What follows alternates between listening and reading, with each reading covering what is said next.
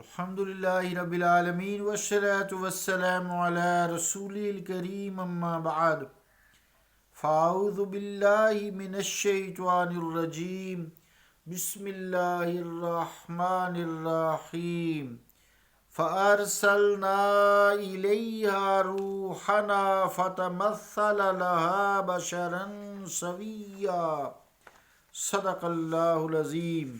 واجب الاحترام سامعین، السلام علیکم ورحمۃ اللہ وبرکاتہ۔ آیت کریمہ کا ترجمہ یوں ہے: پس ہم نے بھیجا اپنے جبرائیل امین کو اس کی طرف، یعنی حضرت مریم کی طرف۔ پس آپ نے تمثل کیا یا ظاہر ہوئے ان کے سامنے ایک مکمل انسان کی شکل میں۔ اللہ کا قول سچا ہے جو بڑی ہی عظمت والا ہے۔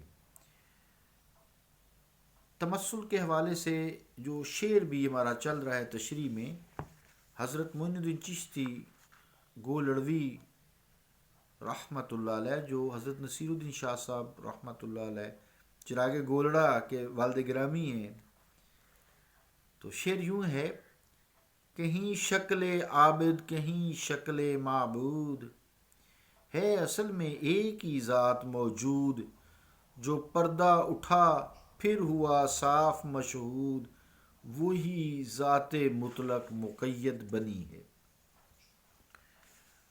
تو عزیزان گرامی قدر، ہم اس نتیجے پہ پہنچے تھے کہ جو نور ہے وہ بشر میں بدل سکتا ہے اور بشر نور میں بدل سکتا ہے، جس کے لیے میں نے آیت بھی حوالے کے طور پر پڑھی ہے۔ لیکن چیز اپنی حقیقت پر قائم رہتی ہے۔ اس کی مختلف مثالیں بھی ہیں، جیسے سورج کی روشنی کسی چیز کو روشن تو کر دیتی ہے، ہیٹ بھی پرووائڈ کر دیتی ہے، وہ ہیٹڈ بھی ہو جاتا ہے اور گلو بھی کر جاتا ہے، لیکن اسے سورج نہیں کہہ سکتے۔ لیکن جو روشنی وہ اسے حاصل کرتا ہے وہ اپنی حقیقت پر قائم رہتی ہیں، اس کی فزیکل ہے یا جو بھی اس کے کانسٹیٹوئنٹس ہیں، وہ اپنی حقیقت کو کھوتی نہیں ہے۔ اسی طرح جب نور بشر میں تبدیل ہوتا ہے، جیسے جبرائیل امین آئے حضرت مریم کے پاس، انہوں نے اپنی صفت بشریت میں ڈھل کر بھی اپنی صفت نورانیت زائل نہیں کی، یعنی صفت نورانیت، فرشتے نور ہے نا، وہ قائم رہی، لیکن ظاہر فتمثل لہا بشرا سویا، تو پس ان کے سامنے وہ ظاہر ہوئی ایک مکمل انسان کی شکل میں۔ تو بشریت کا لباس مجاز تو پہن لیا، اس کو اس طرح کہہ لیں، بشریت کا لباس مجاز تو پہن لیا، لیکن نورانیت کی اپنی حقیقت پر قائم رہ کر۔ یہ اگر بات سمجھ آ جائے تو بہت سارے مسائل آسان ہو جاتے ہیں۔ تو اس لیے جو شعر میں اس لفظ کی تشریح چل رہی تھی، شکل معبود، تو معبود اللہ رب العالمین ہے، وحدہ لا شریک ہے، وہ شکل سے پاک ہے، اس کی کوئی شکل نہیں، وہ رنگ بو سے پاک ہے، اس کا کوئی رنگ بو نہیں، وہ جسم سے پاک ہے، وہ نور ہے۔ اللہ نور السماوات والارض، اللہ زمین و آسمان کا نور ہے۔ تو یہ اس نے اپنی صفات سے ان چیزوں کو گلو کر دیا ہے، جیسے سورج چیزوں کو روشن کر دیتا اور ہیٹ دے دیتا ہے، لیکن اپنی جگہ پر قائم رہتے ہوئے، اس میں کمی نہیں ہوتی، اس کی صفات میں تبدیلی نہیں ہوتی۔ اسی طرح اللہ تعالیٰ نے ساری کائنات کو بنا دیا، لیکن اپنی صفات اللہ تعالیٰ کی ذاتی ہیں، اس تک محدود ہیں۔ اس نے اپنی صفت سے دوسروں کو تخلیق کر کے وہ صفت نوازا تو ہے، لیکن اس کی اپنی صفات تخلیق نہیں ہوئی، ازل سے ہے، اس کی ذاتی ہے۔ یہ ٹاپک چونکہ سینسٹیو بھی ہے اور سمجھنا بھی مشکل ہے، اور مزے کی بات یہ ہم اس کے مکلف بھی نہیں ہے کہ کوئی اس ٹاپک کو سیکھے۔ جو اس کو سیکھ جاتا ہے، سمجھ جاتا ہے، سیکھنے سے مراد عمل میں لے آتا ہے۔ خالی سیکھنے سے کیا ہے، لوگوں نے کتابیں بے شمار لکھی ہیں، لیکن عملی زندگی میں اللہ تعالیٰ کی توفیق ہے نہ آ سکے۔ اور کچھ ایسے ہیں جنہوں نے تو کوئی اتنا پڑھا بھی نہیں ہے، کوئی یونیورسٹیز نہیں گئے، کوئی مدرسے نہیں گئے. اس وقت تو صرف نحو کی کتابیں نہیں ہوتی تھیں، اتنے مدرسے ہی نہیں تھے. ایک ہی مدرسہ تھا، مدرسہ نبوت رسالت مآب صلی اللہ علیہ وسلم، وہی بس فیض لیتے تھے. تو انہوں نے اس پہ عمل کیا، یزکیہم، اپنے تزکیہ نفس کیا، تو وہ اس میں کامیاب ہوئے. بہرحال تمثل کی تعریف میں نے کل بھی کی، آج بھی کی. اب جیسے دیکھیں ٹی وی ہے، ٹیلی ویژن ہے، ٹی وی سکرین ہے، اس پر اصل کا تمثل ہوتا ہے. یعنی جیسے خانہ کعبہ ہے، اب فوٹو دیکھ رہے ہیں ساری دنیا میں خانہ کعبہ نظر آ رہا ہے، نماز ہوتی نظر آ رہی ہے، وہاں جو تلاوت ہو رہی ہے وہ آپ سن رہے ہیں، دیکھ رہے ہیں آنکھوں سے، امام صاحب کھڑے ہیں، ٹی وی ہر طرف گھماتا ہے. اب مکہ شریف کی پوری سیر کر رہی ہیں، اب نماز کا وقت ہو گیا ہے، اذان ہو گئی ہے، نماز کھڑی ہو گئی ہے، تو آپ کہیں جی ہم جو ہے یہیں سے کھڑے ہو کے کعبہ کی طرف منہ کر کے نماز باجماعت ادا کریں گے، نماز نہیں ہوگی. کیوں؟ یہ ٹی وی کی جو سکرین ہے یہ تمثل ہے، اصل نہیں ہے. نماز اصل کے پیچھے ہوگی، امام صاحب کے پیچھے، چاہے وہ نظر آئے چاہے نہ آئے، اور اس وقت میں ہوگی، اور وہ وہاں ہوگی. اس کے لیے وہ مقام چاہیے. یعنی مکہ شریف میں جائیں گے تو چاہے امام صاحب نظر آ رہے ہیں یا نظر نہیں آ رہا، آپ کہیں بھی ہیں، کانوں تک ان کی ڈائریکٹ آواز آ رہی ہے تو وہ تمثل نہیں ہے، وہ اصل ہے، وہ نماز ہو جائے گی. اب یہ تھوڑی ہے کہ جب دیکھا ٹی وی لگایا، آن کیا، نماز خانہ کعبہ ہو رہی ہے، ہم بھی باجماعت خانہ کعبہ میں ہم نماز پڑھے، ایسی بات نہیں ہے. تمثل اور چیز ہے اور اصل اور چیز ہے. اسی لیے اس کے احکامات بھی مختلف ہیں، چونکہ یہ معنی عوام کے لیے غلط فہمی پیدا کر سکتا ہے کہ ایسی چیزوں یعنی اصنام ہیں، بت ہیں جیسے، اور دیگر تعینات کی عبادت، جب اس کی عبادت ہے تو پھر مشرکین پر پھر اعتراض کیوں کیا جا سکتا ہے؟ لیکن ساری ہر مخلوق میں اس کی نے صفات پیدا کی ہے تو اسی کی عبادت ہے، تو اس لیے بتوں کی نہیں. شریعت بتوں کی عبادت نہیں کر سکتے، وہ اصنام ہیں، بت ہیں، اس نے حکم نے دیا، شریعت مطالعہ ہے، صفات اسی کے، وہی معبود ہے، اس کے علاوہ کوئی معبود نہیں ہے.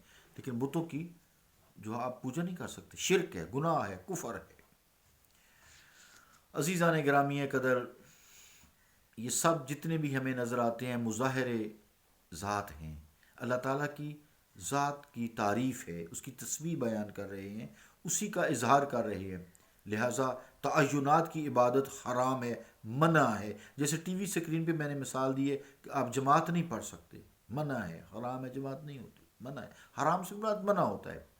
باوجود اس کے کہ یہ سب مظاہرات ہیں، سجدہ کسی کو نہیں کر سکتے. سجدہ صرف اسی کو ہے، اللہ کو ہے، کیونکہ شارع اسلام علیہ الصلاۃ وسلام مصطفیٰ کریم صلی اللہ تعالیٰ علیہ وآلہ وسلم نے صرف درجہ اطلاق کو جو خدا کی ذات سے مختص ہے، سجدہ عبادت جانی مالی صرف اللہ تعالیٰ کی ذات سے مختص ہے، باقی کوئی چیز لائق عبادت نہیں ہے، کیونکہ مصطفیٰ کریم نے کہا ہے لائق عبادت نہیں ہے.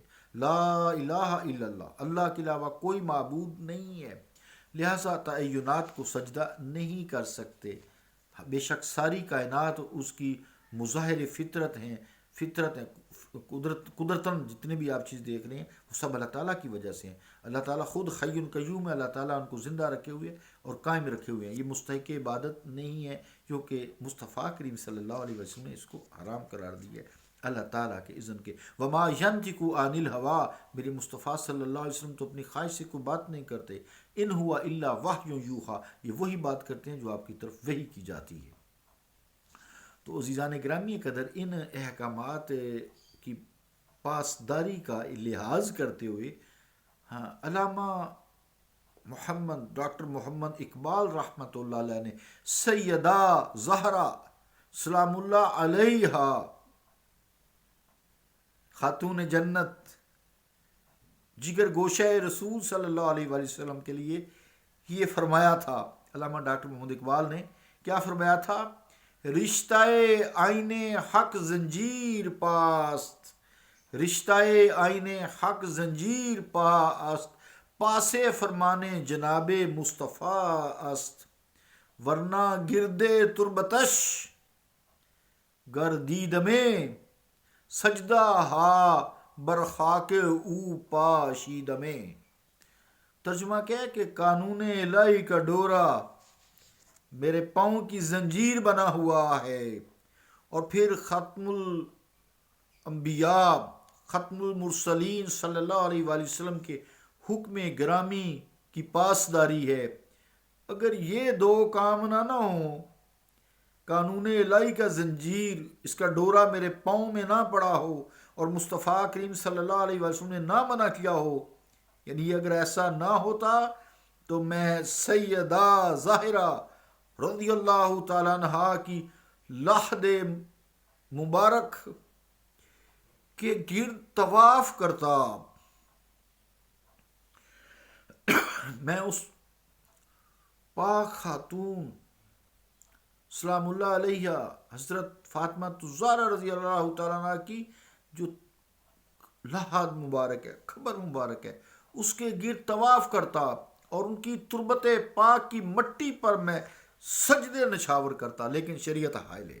یہ شعر ہوا، اس کی ترجمہ ہوا. ثابت اس بات سے ہی ہوا کہ جو اللہ تعالیٰ کی تعینات ہیں یہ سجدہ اور عبادت کے لائق نہیں ہیں، بلکہ صرف ذات کا درجہ اطلاق قابل جو سجدہ ہے وہ اللہ تعالیٰ کی ذات ہے. چنانچہ اللہ تعالیٰ کا حکم ہے وَقَضَىٰ رَبُّكَ أَلَّا تَعْبُدُوا إِلَّا إِيَّاهُ، اور حکم فرمایا تمہارے رب نے کہ اس کے سوا کسی کی عبادت نہ کرو.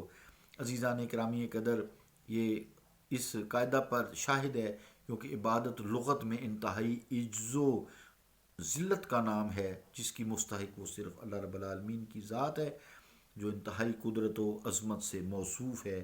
اسی لیے علامہ بیضاوی اور دوسری علماء خیر نے بہت کچھ لکھا ہے اس کے بارے میں. انشاءاللہ تعالیٰ کل نئے شعر سے ہم تشریح کا تصوف کا آغاز کریں گے. صلی اللہ تعالیٰ علی رسول خیر خلقہ محمد وعلی آلہ وصحابہ اجمعین برحمتک یا رحمن.